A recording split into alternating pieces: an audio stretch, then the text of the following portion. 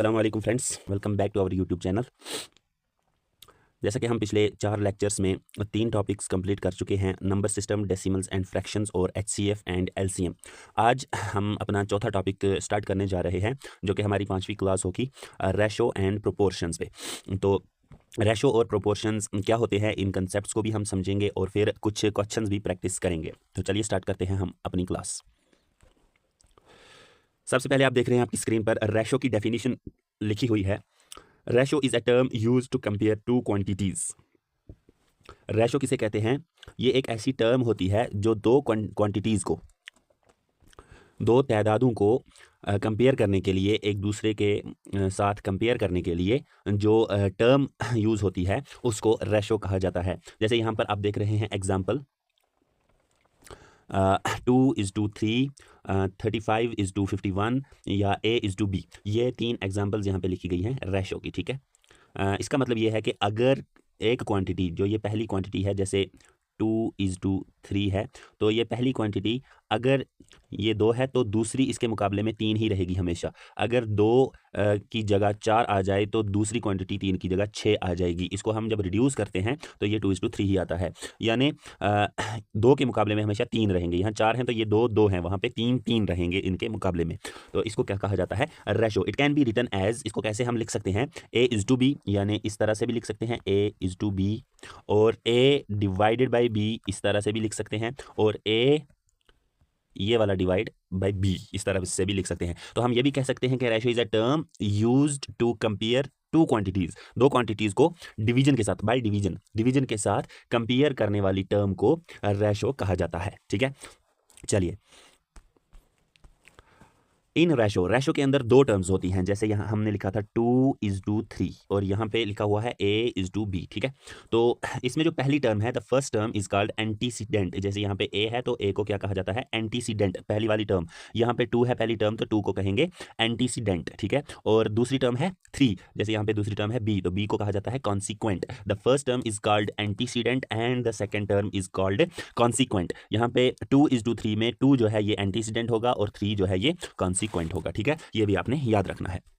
चलिए, यहाँ पे अब हम देखते हैं प्रोपोर्शन की डेफिनेशन। प्रोपोर्शन किसे कहा जाता है? जब 2 रेशोज आपस में बराबर होंगे, जैसे 2:3 की मैंने एग्जांपल में आपको यहाँ पे 4:6 बताया था, तो ये दोनों आपस में बराबर हैं। हम इसको इस तरह से भी लिख सकते हैं 2:3 इज इक्वल टू 4:6। तो ये पूरी टर्म जो है, जो 2 रेशोज की इक्वालिटी को दिखाती है, यानी ये दिखाती है कि 2 रेशोज आपस में बराबर हैं, तो इसको कहा जाता है प्रोपोर्शन। और प्रोपोर्शन को हम इज इक्वल टू वाला साइन लगाकर भी दिखा सकते हैं, और डबल रेशो, डबल कोलन का साइन लगाकर भी दिखा सकते हैं। जैसे कि यहाँ पर 2:3 $16:4। तो ये जो डबल कोलन बीच में लगा हुआ है, ये भी इक्वालिटी ऑफ रेशोज को शो करता है। जैसे हम लिखेंगे 2:3 डबल कोलन is to 4:6, ठीक है। तो ये जो कोलन है, इसको मैथमेटिक्स की लैंग्वेज में is to कहा जाता है। 2:3 एज 2 इज कंपेयर टू 3, ठीक है। इसको हम इस तरह से खोल कर पढ़ सकते हैं, as 2 is compare to 3, 2:3 short में। तो उसी तरह से 4 इज कंपेयर टू 6, ठीक है। तो ये एक तरीका है प्रोपोर्शन को शो करने का, और ये दूसरा तरीका है 2:3 is equal to 4:6। Okay, hope कि आप लोग समझ गए होंगे। हम जल्दी आगे बढ़ते हैं और अपने क्वेश्चंस को प्रैक्टिस करते हैं। आज की क्लास बिल्कुल छोटी होने वाली है।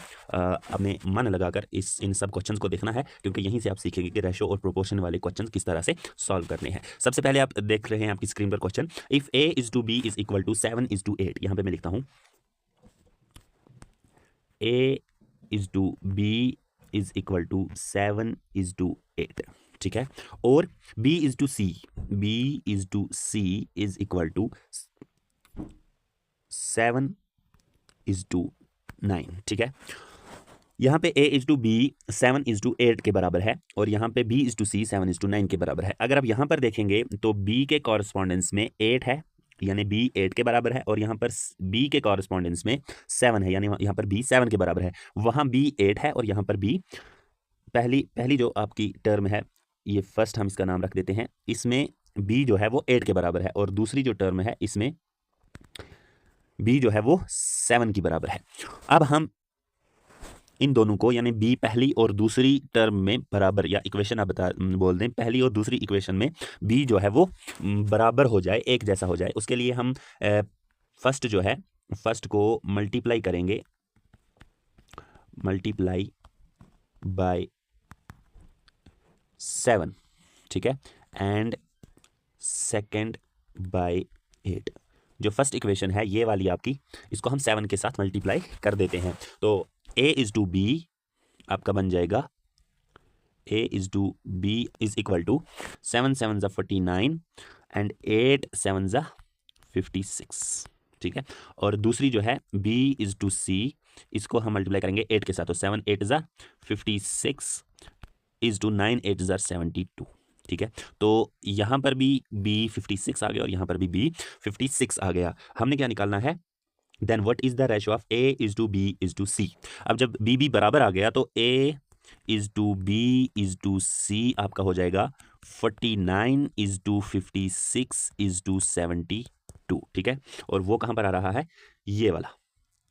तो सेकंड ऑप्शन जो है 49 इज टू 56 इज टू 72 आपका करेक्ट आंसर है, ठीक है। अब समझ गए होंगे कि पहले हमने देखा a is to B 7 into is to 8 के बराबर था, फिर b इज टू c जो है वो 7 इज टू 9 के बराबर था। लेकिन यहाँ पर एक प्रॉब्लम ये आ रही थी कि b जो पहली इक्वेशन में है वो 8 के बराबर है और दूसरी इक्वेशन में जो b है वो 7 के बराबर है। सबसे पहले हमने b को बराबर करने की कोशिश की और हमने फर्स्ट इक्वेशन जो है वो 7 के साथ मल्टीप्लाई कर दी और सेकंड इक्वेशन जो है वो 8 के साथ मल्टीप्लाई कर दी। तो a इज टू बी यहाँ पर 49 इज टू 56 निकला और b इज टू c निकला 56 इज टू 72। तो जब हमने देखा कि b जो है वो यहाँ पर भी 56 और यहाँ पर भी 56 है, तो इस तरह से a is to b is to c हमारा 49 इज टू 56 इज टू 72 के बराबर निकला और यही हमारा करेक्ट आंसर है ऑप्शन बी।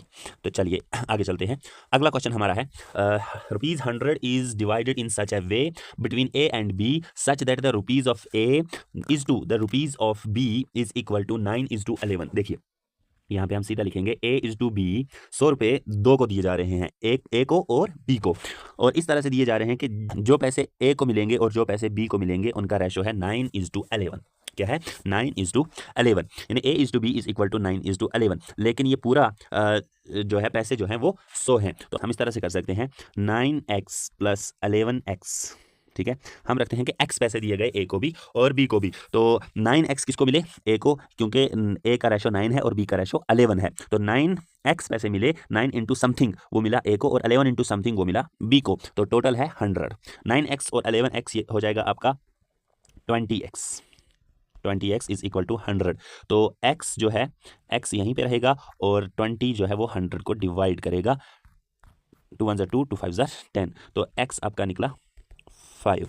तो a को कितना मिलेगा, a is equal to 9 into x कितना निकला यहाँ पे 5, तो 45। a को कितने पैसे मिले 45 और b को कितने मिलेंगे 11 इंटू एक्स के बदले 5, 11 5 55, तो a को आपके 45 मिलते हैं और b को 55, और वो आपका ऑप्शन b है 45 and 55।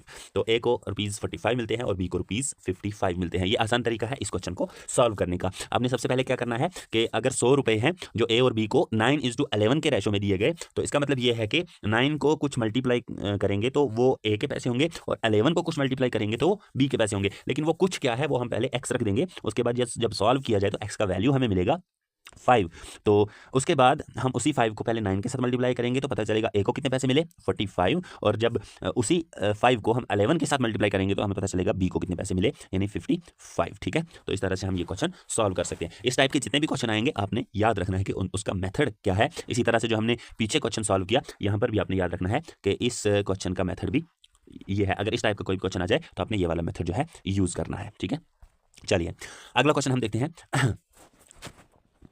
If x is to y is equal to 6 is to 5, देखिए यहाँ पर फिर उसी टाइप का क्वेश्चन आ गया, x is to y is equal to 6 is to 5, ठीक है, and z is to y is equal to 9 is to 25, ठीक है। इसका नाम हम रखेंगे फर्स्ट, इसका नाम हम रखेंगे second, first equation and second equation. अब जो पहला क्वेश्चन था उसमें आप देख सकते हैं b जो है ये फर्स्ट इक्वेशन में दूसरी टर्म थी यानी कंसिक्वेंट था, और दूसरी इक्वेशन में b जो है वो एंटीसीडेंट यानी पहली टर्म थी। लेकिन यहाँ पर y जो है ये पहली इक्वेशन में भी कंसिक्वेंट यानी सेकंड टर्म है और दूसरी इक्वेशन में भी कंसिक्वेंट है, ठीक है। तो यहाँ पर y 5 के बराबर है और यहाँ पर y जो है वो 25 के बराबर है। अब हमने क्या करना है कि पहली इक्वेशन में भी y को 25 कर देना है। वो कैसे करेंगे, हम सिंपली यहाँ पे मल्टीप्लाई करते हैं, मल्टीप्लाई फर्स्ट बाय जो फर्स्ट इक्वेशन है उसको हम मल्टीप्लाई करेंगे किसके साथ, 5 के साथ, ठीक है। 5 के साथ जब हम मल्टीप्लाई करें तो x इज टू वाई निकलेगा आपका 6 5 30 इज टू 5 5 25। यही है आपका z इज टू वाई भी, वो क्या है 9 इज टू 25। तो y यहाँ पर भी 25, यहाँ पर भी 25, हमने देखना है x इज टू z। तो इसका मतलब x is to z, x यहाँ पे कितना है 30 और z कितना है 9, 30 इज टू 9। इसको हम जब रिड्यूस करेंगे तो इन दोनों का HCF 30 और 9 का HCF अगर हम देखें तो वो 3 निकलेगा। 3 के साथ 30 भी डिवाइड हो जाता है और 9 भी। तो हम इस तरह से लिखेंगे x is to z is equal to 30 को 3 के साथ डिवाइड करें तो 10 आएगा, 9 को 3 के साथ डिवाइड करें तो 3 आएगा। ये रिड्यूस होकर आपका रेशो बन जाएगा x is to z is equal to 10 is to 3। तो 10 इज टू 3 कहाँ पे, ऑप्शन सी। तो ये वाला ऑप्शन आपका करेक्ट है, ठीक है। चलिए तो हम अगले क्वेश्चन पे चलते हैं। How much should be added to each term of 4 is to 7 so that it becomes 2 is to 3? देखिए हमारा रेशो है 4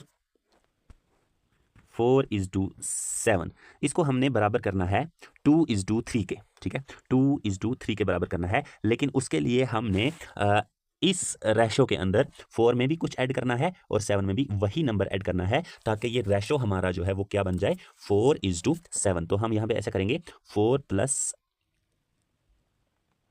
x divided by 7 plus x. अब हम कुछ ऐड कर रहे हैं इसमें, वो आपका बन जाना चाहिए 2 डिवाइडेड बाय 3, 2 is to 3 हो जाना चाहिए आपका रेशो। और हमने पहले ही समझा है कि हम रेशो को 2 इस तरह से भी लिख सकते हैं, 2 is to 3 भी लिख सकते हैं और 2 डिवाइडेड बाय 3 भी लिख सकते हैं, ठीक है। चलिए तो 4 plus x divided by 7 plus x is equal to 2 divided by 3, ठीक है। 3 के साथ इसको 4 प्लस एक्स को मल्टीप्लाई करेंगे तो 4 3 ज़ा 12 प्लस एक्स 3 ज़ा 3x इज इक्वल टू 2 7 ज़ा 14 प्लस 2x ज़ा 2x, ठीक है।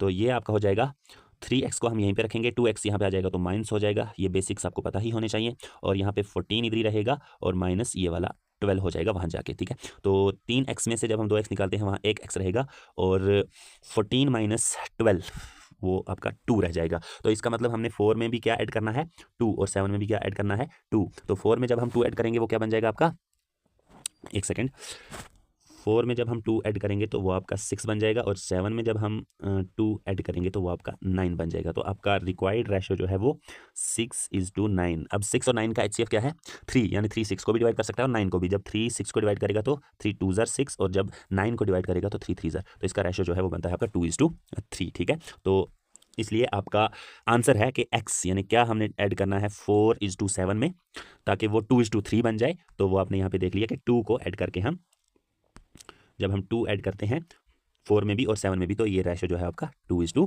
3 बनता है, ठीक है। तो 2 ही हम इसमें ऐड करेंगे, इसका मतलब ऑप्शन ए जो है आपका 2 ये करेक्ट आंसर है, ठीक है। चलिए अब हम बढ़ते हैं अपने अगले क्वेश्चन की तरफ। If x is to y is equal to 5 is to 4, then what will be the ratio x divided by y is to y divided by x? चलिए x is to y is equal to 5 is to 4। तो x divided by y कितना बनेगा आपका, is to y divided by x। x कितना है 5 और y कितना है 4 इज टू 4 डिवाइडेड बाई 5, ठीक है।